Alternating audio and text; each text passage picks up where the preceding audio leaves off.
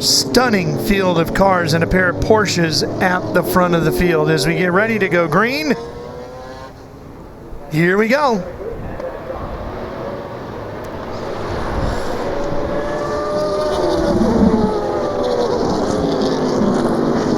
The wind's backed Porsche jumping right out to the early lead.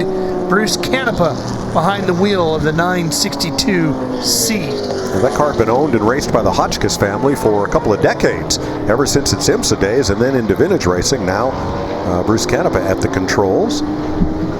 Porsche, Mazda, and Mustang at the front. One of the Toyota GTO cars and one of the Nissans has failed to negotiate the corner. 240 Is that SX. the Bob Leisinger car, perhaps? Yeah, that's what it looks like.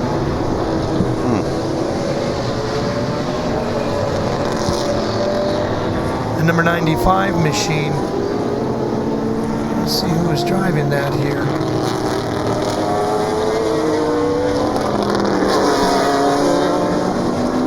I say it's the Bob Leisinger car like I'm still back in the day, calling this race on TBS or ESPN. There's Scott Sharp's Camaro, the Duracell car. Bill Aukerland now the driver, and there's the former Chris Cord GTO Toyota. Jeremy Barnes in the Mazda number 62 RX-7, and Chris Liebenberg in that Motorcraft Mustang number 11. Boy, when that number... That's Dean. That's not Liebenberg. He's further down the pack. The car that Jeremy Barnes is driving, that's the white and blue Mazda RX-7 number 62 right there. Raced in 1991, won the IMSA GTO Drivers and Manufacturers Championship. Raced in the GTS class at the 1994 24 Hours of Le Mans. Wasn't that Pete Halsmer's car?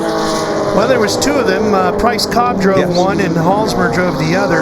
That would be the Halsmer car, if I'm not mistaken, number 92. Sounds right to me.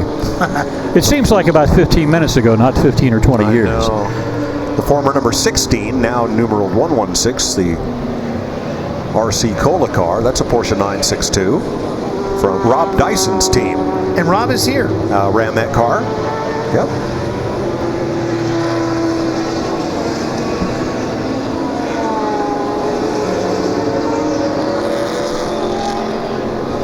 Up the hill goes Robinson behind the wheel of that machine. In chase of Canepa.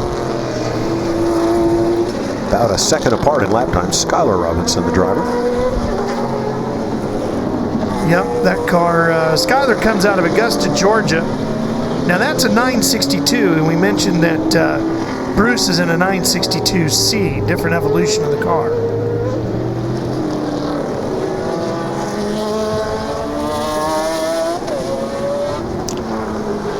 Barnes in third in the Mazda, Dean in fourth in the Mustang. In fifth is Aukerland in the Scott Sharp Camaro, and in sixth is Boris Said in that red, white, and blue BMW M3 GTR.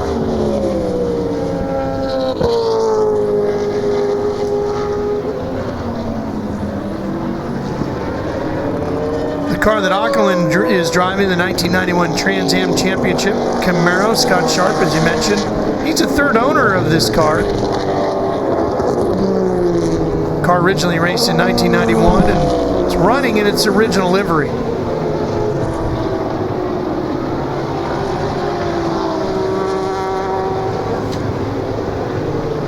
Behind Said is going to be the Dan Gurney Celica. Edenholm, the driver, and then Robert Davis in the Mazda RX-7 92P, the 77. And that Celica, Mike, if we get a look at that car, the number 98 white one, which is going to be behind Aukerland and Boris. There it goes, right up the hill. We'll see it coming down through the corkscrew here in just a minute. Right here. That's the 1986 IMSA GTO Championship winning car. Yeah, Chris Cord drove that for Dan Gurney's All-American Racers. I think he won here in that car. I'm pretty sure he did. Now the fellow right behind him, you've seen him interviewed throughout the weekend driving the Mazda prototype. That's Robert Davis, who is Mazda's head of U.S. operations. So it's pretty good when the boss wants to get behind the wheel and be one of those Mazda employees that volunteers to participate in the motorsports program and gets the full benefit of all the fun right here. That is a 4-rotor Mazda engine. No, your RX-7 never had one. It had a 2-rotor. But 4-rotor in these prototype cars. Boy, do they scream. I was going to say, you want to talk about one of the best sounding cars you'll ever hear. That is it. It was part of the factory Le Mans effort, DNF'd in 1990. I had one of the first generation RX-7s. Yep. Fell in love with the GTU cars that sure. Tommy Kendall and Jack Baldwin and so many of the guys made famous. I did everything I could to get mine to look just like it. Me too, all the way to and including the Dave Kent fiberglass that made those big box fender flares at both ends. Thanks to the folks at Chassis Dynamics in Connecticut. We built a couple of them, had a lot of fun. Wow, what a thrill ride that must be. He's closing in on the Celica, isn't he? Mazda. Then the McLaren F1 GTR that Bill Oberlin's in. Yep.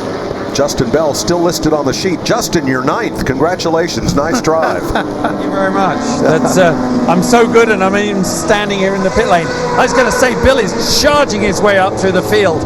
It was incredible to me watching the 962s. Obviously, Bruce is an incredibly capable, talented driver, knows his way around here. But if you look back to show how technology just over a decade improved, Boris Said's lap times in that, I guess you said almost 2000 BMW is really incredibly quick. I mean, obviously a little way off the 962s, but it just shows how technology advanced over a very short period of time, that a GT car can run within a couple of seconds of a 962. The 962 for me, Mike, I actually did my first ever Le Mans in a 962, the ADA car with Dad, which was with Tiff Needell, and actually that's a car that Bruce Canopus owned as well. 226 miles an hour on the straight. We're looking at a great battle here. Chris Liebenberg is in the ex-Robbie Gordon Whistler Ford Mustang, a Jack Roush car. There's the car in which Elliott Forbes Robinson won the Trans Am Championship for Dennis Meekum in that number 50. And so all of these look like production cars. Don't be fooled. These are all tube frame purpose-built monsters. Right behind it comes the Darren Brassfield Trans Am Corvette. Boy, I remember all these cars so well, sure. Mike. Liebenberg's car ran Trans Am and IMSA from 85 to 93. That's the Mustang right there going by. And it won the 24 Hours of Daytona, the GTO class in 91 and 92, as well as Sebring in 91. How big in that Corvette? Was that one of the Morrison team cars with the Mobil 1 livery? Yep. Ah, back in the day. Coming down through the corkscrew right there, just behind number 50 Trans Am. Yep. Chris runs Three Dog Garage in Pennsylvania for Ross Myers. Quite a collection of vintage race cars and hot rods. Ross is in this race driving a similar Mustang to Liebenberg's. A little further back. It's all good now.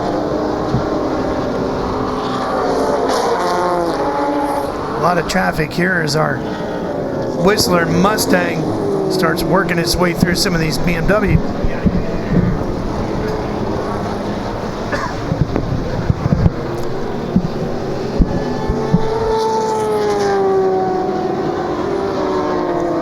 That's Lewinsky in the 56, one of the most modern cars in this field, as Justin pointed out. An E92. Hang on. Well, you need a little more room. Need a little more room there. That's an E92 BMW M3. So a much newer variation. There's Robinson running in second in the 962, and Canopus just in front of him in the Wins car.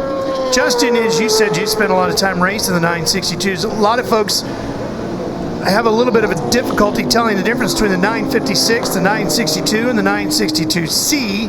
The 956 spent most of its time in Europe before the 962s then made their way to the US, and the 962C, which we see here, was the final version of it. Well, that, Ralph, I can explain. John Bishop and the tech people at IMSA did not like the 956 because the driver's foot box was in front of the front wheels. So they asked Porsche to revise the car, move the cockpit back just a bit, and that was the biggest difference between the 956 and the 962, which was approved for IMSA and had great success. Jesse, and I had a little more to that story. We're having a little trouble getting to Justin. I think he's chasing his next ride. Could be. Liebenberg in 11th, trying to close on the top 10. Considerably quicker cars in this group. Bruce Canepa's best lap, 127.7, whereas these, let's say, more pedestrian-looking cars like Liebenberg's running around 136. Let's see if we get to Justin this time. Yeah, guys, can you hear me now? Yeah, so it was wonderful hearing you talk about that 962 and the 962C. And down here in the paddock, I did a little bit on it yesterday. Porsche is celebrating Andile, Alvin Springer, who obviously was very instrumental all the way through on the engine development. But of course, the missing name and obviously a missing personality in American racing is the great Al Holbert. And without him, that whole 962, 962C program really wouldn't have had that level of success. So, you know, a lot of amazing people contributed to making sports cars so great in that era. I guess we're still talking about it, aren't we? Sure. You're going to see a white flag at various locations around the course. That means not one lap to go, not NASCAR, folks. It means emergency vehicle on the course. The wreckers have been dispatched to pick somebody up. Mike, unfortunately, one car we're not seeing on the track today, one of Dan Gurney's famous All-American Racers Eagles. It was one of the prototype cars at Juan Manuel Fangio II and P.J. Jones. Spent so much time racing, and that's what happened this morning blew in it the up warm-up. this morning, yeah. Also, Ken Epsman's Firebird, one of the Huffaker cars, lost a rear end this morning, became a non-starter for this afternoon. And Adam Carolla's Peerless Oldsmobile did not make the starting grid. Actually, there were about a dozen cars that came to grief either Friday in practice or in this morning warm-up. So the pace car picks up Bruce Canepa so that the wreckers can do their work. The field has been slowed under this full course caution. Chuck, this Hotchkiss family-owned car spent many years running up and down the IMSA Tour. It was when I began work. And when I began, there was the Hotchkiss car, and he was part of that GTP deal. And I remember he and Jim Adams almost won Watkins Glen in that thing, and they had to fly in a helicopter to come from another race to get to Watkins Glen to do it. And the Wins car was a permanent fixture practically on the IMSA GTP Tour. This was the EFR car, David Doyle's, and it's the one that's come to stalled. Its teammate was the Dennis Meekum car, the number 50.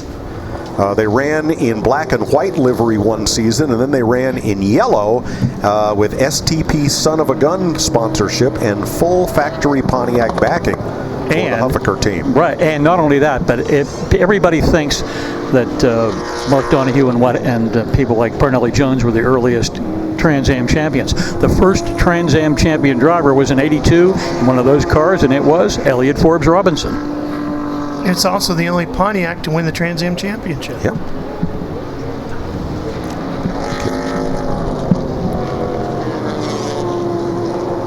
Well, the first Trans Am champion would have been in 1966. Not the Drivers' Championship. No. That was the Manufacturers' Championship. Correct. Even when Parnelli and George Fulmer won it for Ford in 1970, I think it took about 30 years for SCCA to finally cough up a Drivers' Champion trophy, because there was no Drivers' Champion. It was a Manufacturers' Championship. And at one time, the most popular stock body championship in all of American racing. Hard to believe, but in 1970, Trans Am was much bigger than NASCAR nationwide. There's that beautiful Mazda 767B in renowned colors.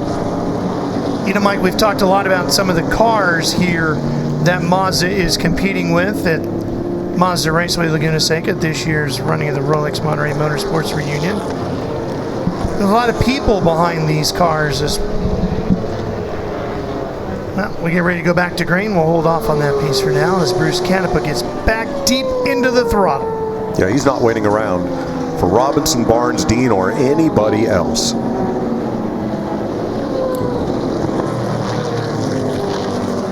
Going to be some movement back about 5th place. A lot of jostling as they got into turn 2 there. Look at all this nose-to-tail action here.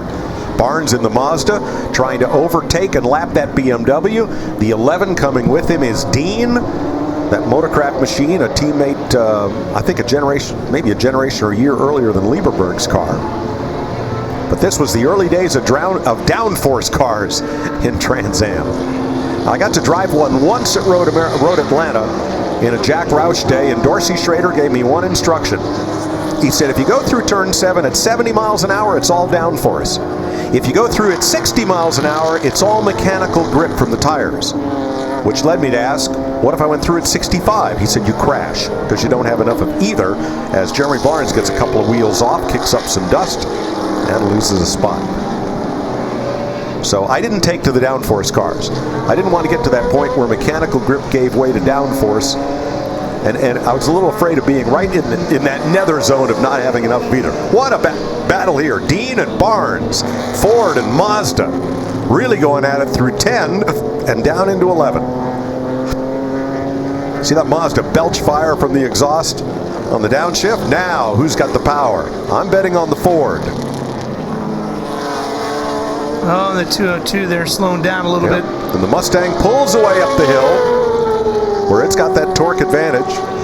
Barnes catches him up under braking. Wow, great battle here.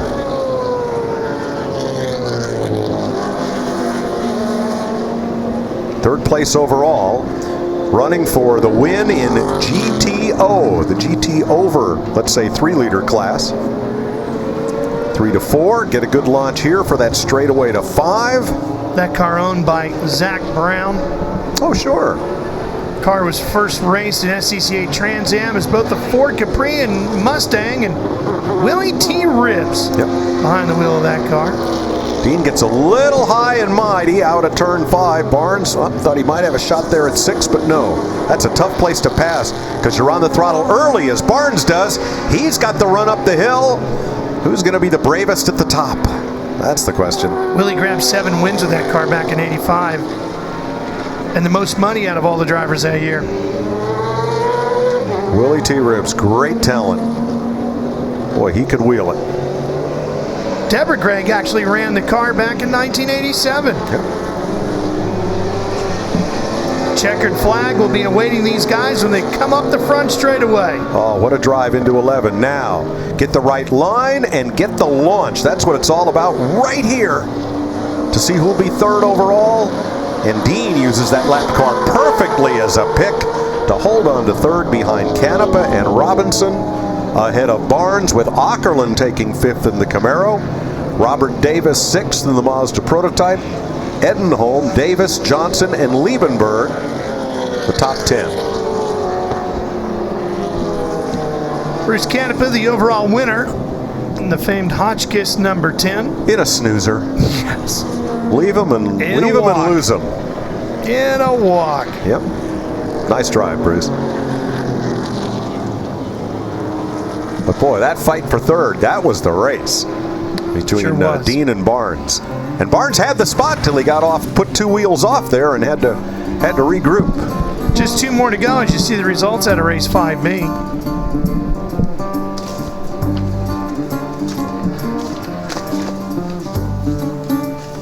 Race 6B coming up will be 1963 to 66 GT cars over 2,500 cc's. Then we're going to close it out with the Formula 1 cars. That'll be a fun class to watch, Mike.